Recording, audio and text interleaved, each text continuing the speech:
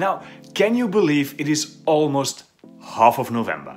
Within a few weeks the year is already over again, so I thought this would be a great moment to just sit down with you guys and talk some books. I have my coffee, I have my 6 questions for the end of year book tag, so here we go.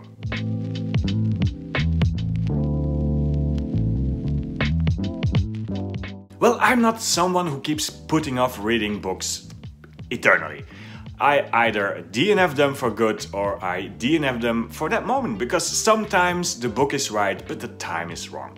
So I don't really have books that I started at the beginning of the year and still need to finish, although there might be just one. I bought Cain's Jawbone somewhere at the beginning of the year, I believe, and I still haven't started it for various reasons. The people of my book club wanted to do an event around this mystery puzzle book, so they asked me to wait so I could join in. But honestly, that might be just an excuse. I will admit I am a bit intimidated by this book. If you don't know this book, this is written by Edward Matters, and he is the guy that actually introduced the cryptic crossword puzzle in newspapers all around the UK. It is a murder mystery that you have to solve yourself, because here's the thing: the pages are not numbered and are not in the right order. Originally published in 1934, there are still only a handful of people that were able to solve the mystery behind this book. And yes, I do want to give it a try, but I also know that I will probably fail miserably. So yeah, if there is one book I still need to really get into, then it definitely is Cain's Jawbone.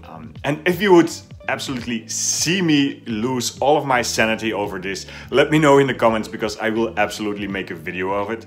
So yeah, any books that I still need to finish? Cain's Jawbone.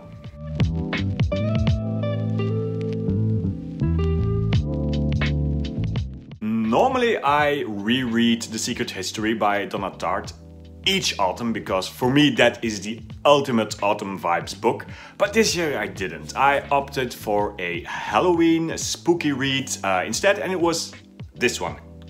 This gorgeous cover, and it is called Penny Blood's Gothic Tales of Dangerous Women. Now this book is what it says on the tin. It is a collection of Penny Dreadful stories, which were these very cheap, very popular horror stories at the height of Gothic literature in Victorian era, around the mid-1800s, that were all the rage in Victorian England. They were the Victorian equivalent of a popular Netflix series, and everyone talked about them. And this book is what it is. It is a collection of these stories. Now I must say, these stories haven't really aged well. I mean, we would hardly call them spooky or horrifying today, and to be honest, they are a bit over the top. They are all about swooning bosoms and is that a dagger I see before me, and ooh, a vampire, and things like that. It is a really good, like, historical artifact, an historical witness of what people were thinking and fearing and secretly desiring back then. But it is no more than that. It is not a book that I would recommend reading because you need a Halloween read or you want to read something spooky. No, it is what it is. It is a very good, accurate, historical piece, but no more than that. So yeah, Penny Bloods, it is a beautiful edition. It will look very beautiful on my shelves and in my collection, but not something I would recommend unless you're really, really into these kind of stories.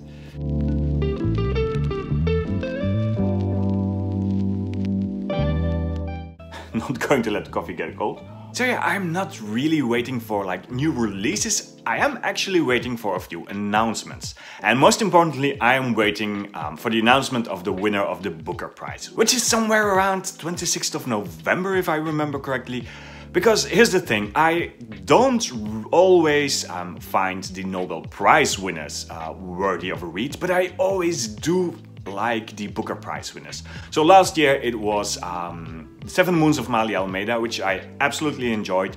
And yeah, again, I am waiting for that announcement to drop, that Booker Prize winner, because I will absolutely give it a try.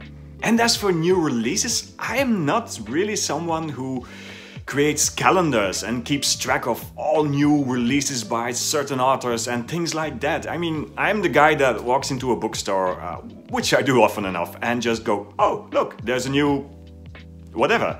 So yeah, wouldn't really be able to say which releases I am waiting for or I am keen to read on.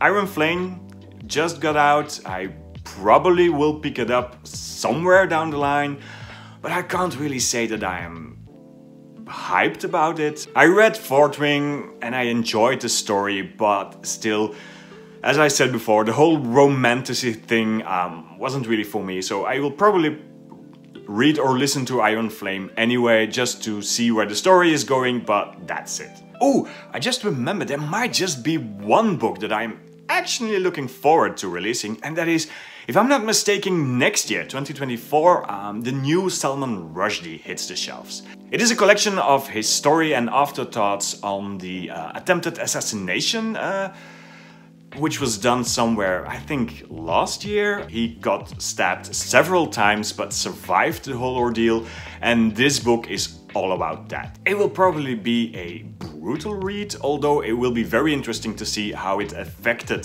Salman Rushdie as a person and as a writer. So yeah, if I'm looking forward to any release, it is probably that one.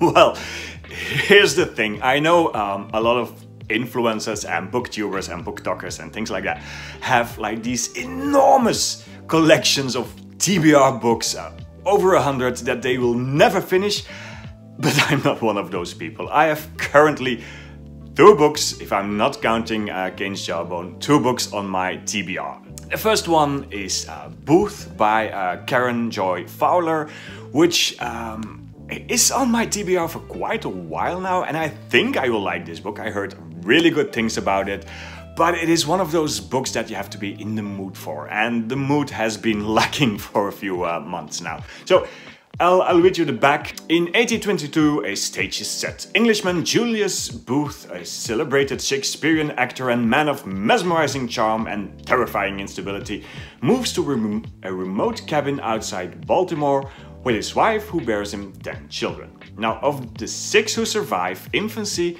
one is John Wilkes, the hot-tempered but much-loved middle son who fatally shoots Abraham Lincoln in a Washington theater. This one was on the long list of the Booker Prize 2 years ago in 2022. Still have to read it. I think it's going to be good, but I've been postponing it because I just don't feel it right now. The other one is one that I picked up the other day, purely on a whim, and it is Remainders of a Day by Sean Blythell. I don't know much about his series because this is, I think, the second or the third book already in a series. Haven't read the first. It is a collection of diaries, of stories by the author, who actually is the owner of a bookshop. And a lot of strange characters and customers and things happen in the bookshop, and he decided to write a book series about it. Picked it up because it seemed to be an ideal book for the darker, cozier months of the year. I think it is going to be something really enjoyable to read. It has a cat and books on the cover. I mean, I hope it is all I expect it to be. But yeah, you might just see this one pop up in a video in the future. Now, if you really press me for 3 books, I probably will finish at least 1 more audiobook this year. Like I said, might pick up Iron Flame. I also still have to listen to Immortality, which is the sequel, the second part in the duology of Anatomy of Love Story. But who knows, I am a mood reader. I will probably change my mind tomorrow and next week, so can't make any promises, but I will absolutely finish at least 1 more audiobook this year. So yeah, there's 3 books for you.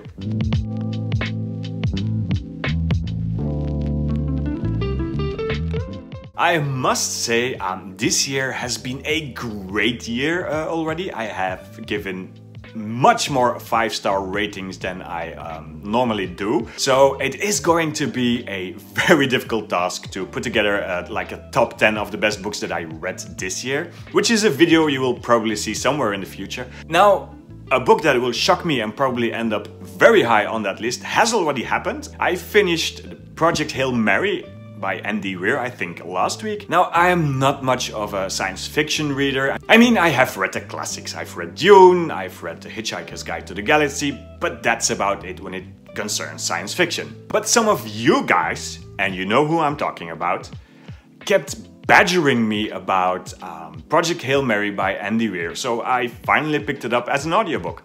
And I will say, you were right. I absolutely loved that book. It is a really well-written book and I have lots of thoughts and opinions on it, so I might do a deep dive into it into a later video. But for now I will say it does what I think science fiction should do. It takes science, makes it do things that are impossible today, and have me believe it. And you can see that the author Andy Weir is really into space and science and spaceship design, because everything was thought out ever so well and designed ever so well in this book. I absolutely love that. It is also one of these books that have a very limited cast of characters and has a very confined space in which it tells a story, but it never gets boring. I'm not going to tell much about it because that would lead me into spoiler territory already, but even if you're not a science fiction reader, and again, I don't consider myself to be one either, I absolutely recommend that you pick up this book. I loved it to bits. It is going to be really high up there, I guess, in my top 10, and yeah, highly recommend it.